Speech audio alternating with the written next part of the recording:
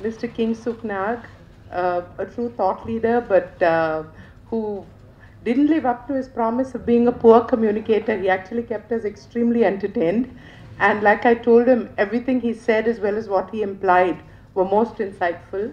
But more significantly, members of the management committee of the Hyderabad Management Association, distinguished members on the dais, as well as those in the audience, members of the press, good evening. But let me promise you I'll be as brief as I can because I know you're all waiting to listen to Ram. But also let me, appreciate the tremendous role that you have done in the steering of your association, in the creation of a management cadre, which is truly the backbone which enables industry. And economic growth cannot happen without industry, and industry cannot happen without management talent. So truly you have a very direct relationship to the economic growth of the state, and I congratulate you for your contribution, your tremendous work, and wish you the very, very best on your Golden Jubilee. Have a wonderful, 9-month celebration that you're planning. This is indeed a befitting beginning. Let me start actually because Kingsukh was extremely provocative, and I think what he did was led everybody to participate. And 3 days ago, I called up one of our directors and said, I'm unable to join the Strides board meeting for XYZ reason. And so he said, what, are you working too hard? So I said, no, I'm actually at home because it's Ganesh Nimarjan. He said, I'm a Bombay person. What are you sitting at home for Ganesh Nimarjan? I said, the beauty of Hyderabad is that we know how to adopt every single nice practice which is happening everywhere, anywhere in the world, and put it right here. So Hyderabad is indeed a microcosm, not just of India, but of beautiful cultures around the world. And I think that will become one of the beacon lights for our future vision for this place, and that will happen by the people.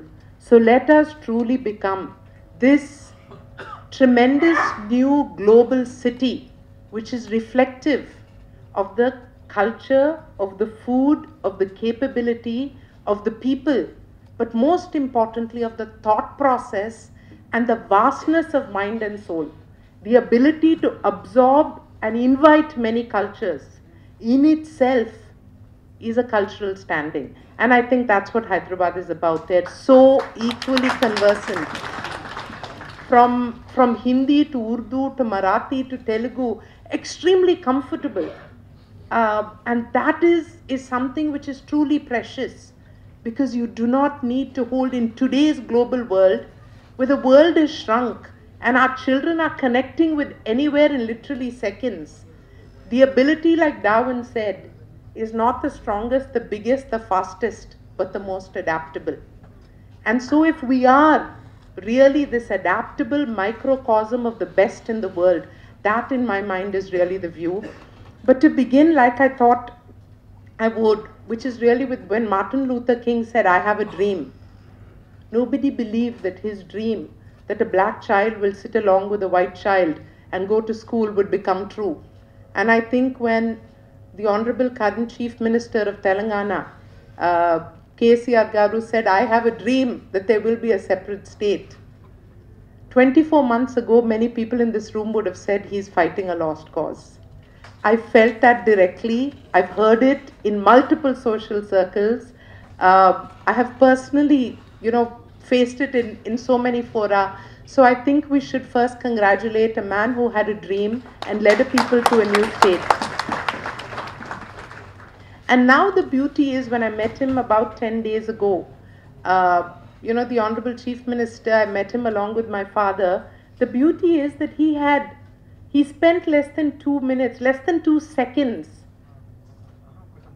jubilating about what had been achieved, but spent 25 minutes on sharing his future dream. And he said, my work is not done by getting a state. My work is done only when I live up to what we said, which was that Bangar Telangana dream. So I think we're on the path of something quite exciting. And it is for us, I believe, to really take this positive energy and a positive energy which is reflected in the center with Modi as well as in the state, and convert that positive energy into tangible results. And these tangible results, this conversion of tangible results, actually happens to an extent by the Chief Minister and by the smart people he keeps around him, like the person we have on our dais, but by their ability to communicate and articulate. But also a lot of this conversion happens by the energy and the passion of the people, the entrepreneurs and the managers and the grassroots people who begin to believe in a dream and say, let's make that happen. And I think the onus is now on us, as management people, as industrialists, as leaders, to go up there to this positive, conducive atmosphere and say, these are the 5 things we need. These are the 20 points we're looking forward to. These are the case studies from around the world that I believe we should follow. And then to chase that dream with a combination of a very, very on-the-ground, practical, management-related planning process, which I believe, which is important, and to combine that with the energy and the enthusiasm and the innovation that we believe we can do. So while really looking at this, I think everybody looks at current economic models of growth. And in the current economic models of growth, you start really at the bottom, which is what are the preconditions for that model. One is clearly the macroeconomic indicators, and you have a reform agenda in the center, and you have a reform agenda here. And we've heard of, multiple things of invite industry.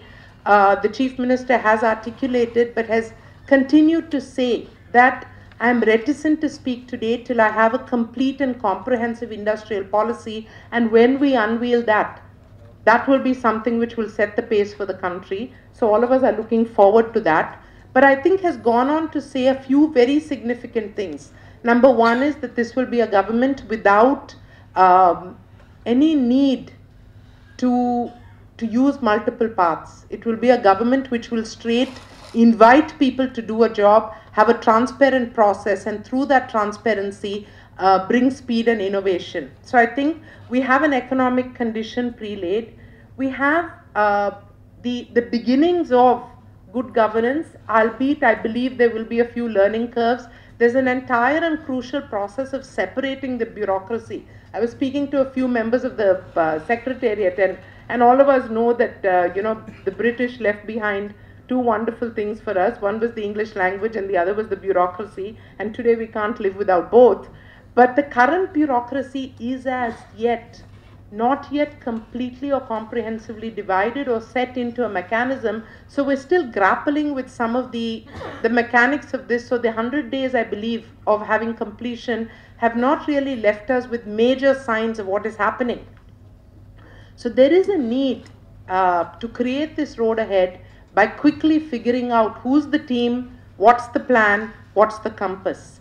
But infrastructure and society are the other crucial preconditions for a economic growth model. And I think on those 2 fronts, Hyderabad has itself fairly well set out. But the important thing is really to take the next 5 steps. Because while we may be ahead, marginally ahead of Bangalore with their airport and their roads, or Mumbai, if we don't start the next phase of planning for infrastructure, in the next 3 to 5 years, people will be saying about Hyderabad what they are saying about the other cities today. So it's crucial to take the next jump, because as, Rama Bijapurkar very beautifully puts it in her book, the entire country is suffering because an underestimation of demand. Our airports are crowded, our roads are congested, our hospitals have long waiting times, every shop there's a queue. It's because we underestimated the ability, the purchasing power of the burgeoning middle class, which would come and put pressure on these infrastructures. And it is this inability to think big, large and futuristic, which is, I think, one of the biggest hurdles on our road ahead. And when you look at, Mr. Modi's tremendous plan to say not 1 smart city, 10 smart cities, 20 smart cities, 100. So the question we need to be asking ourselves is, in Telangana's road ahead, how many smart cities will we get here? And that's, the kind of stuff of how are we included in the national plan to make those kind of moves to ensure that what's happening there happens here. The next crucial aspect of any economic model is really the drivers of the economic growth. And the first and the most important one is really human capital. Across the realm of any kind of discussion, it is very clear that investments on education and health always lead to growth in GDP. There's a significant need for that. It is estimated that 8 or 9 of the Telangana districts are below the national index on education, which is a crucial aspect. It is said that the south is far ahead of the north in terms of development, in terms of education. However, at the grassroots level, the real reality is that our schools in Telangana have a lot to be done for. And if the road ahead is to be bright, I think that is one of the major areas we need to focus attention on. And I'm happy to say that is really in the plan, and we look forward to hearing and seeing that. The second important aspect of any of this, everybody says it's a race for capital. And so, you go to, chief ministers go to Bangalore and Gujarat and everywhere else to try and get this capital. But I think the more important, while the race for capital is a marathon race, it is a sprint for talent. People are racing ahead to really get the talent because it is not infrastructure, it is not governments, it is not buildings, it's not airports or highways that attract industries. It is the availability of good talent. And it is in that area that we definitely have an edge that we need to retain by a combination or a multitude of things which I'm sure are on the plan. One is improve the quality of the engineering education which is happening, improve the quality of the management education. Schools and numbers and indices are irrelevant if we're unable to give those kids jobs. And this is something I faced directly when I was on the campaign trail. Every village you go to, if you go to a village after 6 p.m., it's pathetic but true, but all the men are drunk. If you go to a village at 10 a.m., the youth are brushing their teeth. And I'm like, at 10 o'clock in the morning, and they say we have no reason to wake up. If they don't have a job, why do they have to wake up at 7 in the morning? So the reality of life and the compulsion for all of us sitting in this room is really to find a way to translate those youth into employable skill and talent, and take that talent and use it to attract industry, and take that industrial growth potential to convert it not into a mayhem of random growth, but into a planned innovation growth.